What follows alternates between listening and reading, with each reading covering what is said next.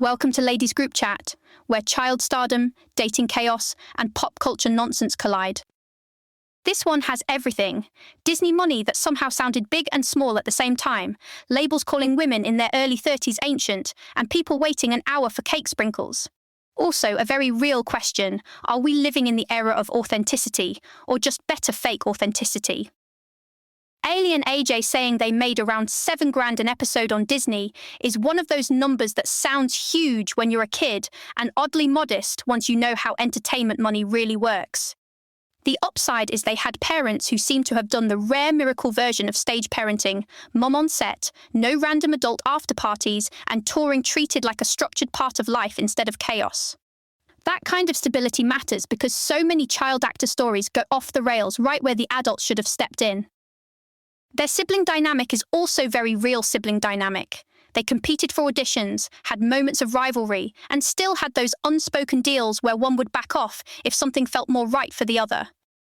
And then it flips into full bodyguard energy, vetting partners, clocking threats, protecting each other's feelings.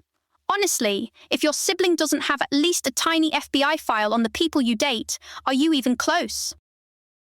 A lot of the relationship talk came back to cheating, betrayal, and that specific pain of someone saying they're just not ready, when what they really mean is not ready for honesty.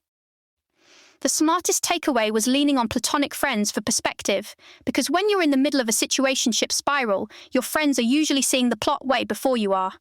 There was also something refreshing about the idea of a last single summer, where you're not panicking to pair off, and you're actually enjoying being unattached on purpose. As several guests tied teenage parental divorce to long-term trust issues, especially that automatic fear that any relationship could suddenly crack open. That kind of thing doesn't stay in the past, neatly. It shows up in guardedness, suspicion, and needing sibling support long after the divorce itself is over. The motherhood and career stuff was great because it wasn't framed like life ends when the baby arrives. It was more like, okay, the water literally broke during album pre-production, so I guess we're doing motherhood and music at the same time.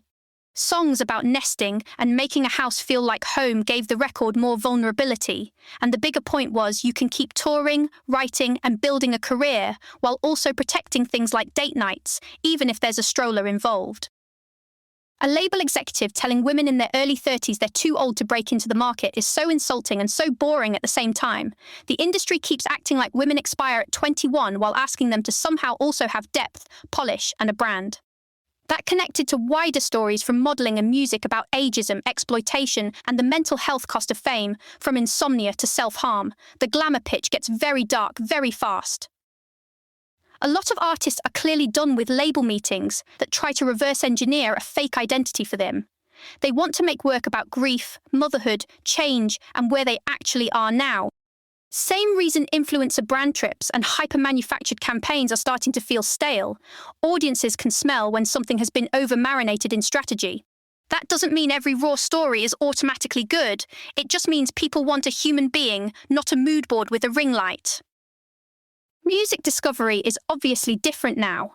TikTok can launch a song without radio, fan edits can totally change how people view an artist or a show, and labels are being forced to rethink what they're even investing in. There was also a practical AI point I actually liked. If you're an emerging artist and you get a contract, feeding it into ChatGPT to pull out the key terms before you pay a lawyer is genuinely useful. On the flip side, we're also drowning in sketchy viral junk and AI-looking nonsense, so media literacy has become a survival skill. And then there's the celebrity-funded AI shopping extension story, with big famous investors all around it, which immediately triggers the Nepo capital alarm. Maybe the product is great, maybe it's just impossible to separate merit from access when the cap table looks like a red carpet. Reality TV caught a deserved drag for weak vetting, recycled scandals, and producers clearly protecting some people while rewriting timelines for everybody else. And Love Island getting more explicit and sensational just sounds exhausting. At a certain point, you stop escalating romance TV and start turning it into a dare game with sponsored lighting. The Knicks' playoff run apparently became full cultural theatre, and Jalen Brunson taking a pay cut for roster depth is one of those rare sports business stories that actually makes a star look smarter, not greedier. Meanwhile, the celebrity seating conversation is incredible because some of those people are probably comped or heavily discounted while others can spend absolutely absurd money for premium placement. Courtside isn't just a seat anymore, it's a billboard. Which connects nicely to the hour-long lines for trendy dot cakes and all the Gwyneth food weirdness. So much hype now is just scarcity wearing a cute outfit. I love the honesty around podcasting and brand building. If it's true that 99% of podcasts don't make it past episode 1, then yes, maybe save the giant launch party until you've survived for a while. The ambition is funny though. Rules about which guests fit the brand, platforms posting episodes weirdly early, even private jet fantasy plans to level up production. It's chaotic, but in a fun, media brain way. At the same time, all this work comes with burnout. Touring that feels normal in childhood can still wreck you as an adult when you're walking 20 to 25,000 steps a day and living out of a suitcase. The healthier thread running through all of it was boundaries, recovery, and mental health.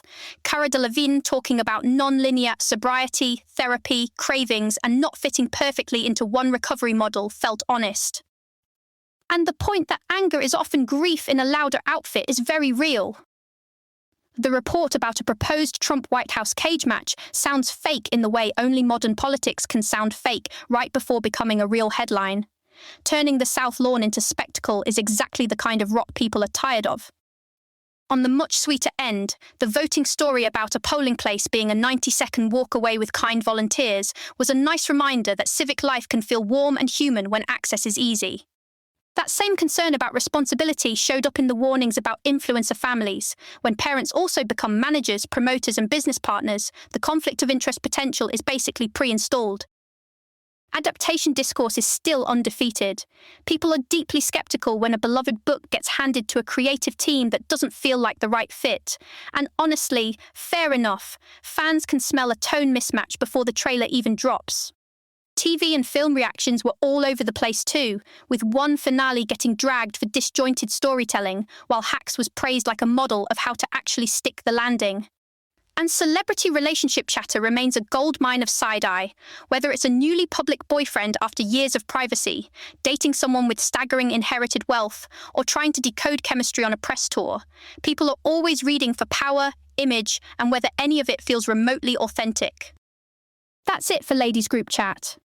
If nothing else, please remember that being called too old at 30 is deranged, waiting an hour for sprinkles is optional, and your sibling may know your dating life better than you do. Talk soon. This episode was generated by Podkey. Create your own at podkey.fm. Podkey.